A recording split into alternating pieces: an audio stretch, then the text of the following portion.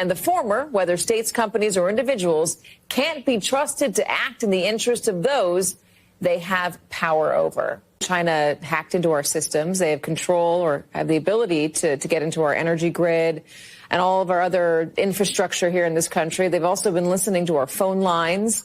They're much deeper in than anyone thought they could get into our systems, and there's no real telling how to get them out. There's that. There's also just the influence game they're playing, the soft war game they're playing with TikTok and the way that it's completely consumed the attention of millions upon millions upon millions of Americans. If we're going to go hard at them on trade and tariffs, as Donald Trump wants to do, don't they have some arrows in their own arsenal?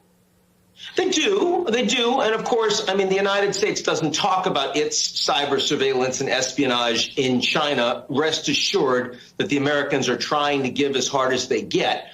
So, I mean, I wouldn't presume that that's only one way.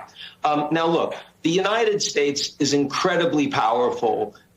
Militarily, it's the only military that has global reach. Technologically, the United States is dominating in the AI field. The Chinese are dominating in the transition energy, electric vehicles, critical minerals field, right? So the interesting thing is that not only is the Chinese economy still smaller than the U.S., but it's not catching up.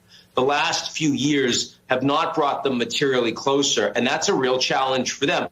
That's one of the reasons why in the past few months, Katie, China's diplomacy has been noted by reaching out to India and them pulling back troops from the contested border because they want to stabilize that relationship, reaching out to the Japanese and saying, OK, we'll let you export seafood, even though before we were worried about radioactivity from the waters outside of Fukushima.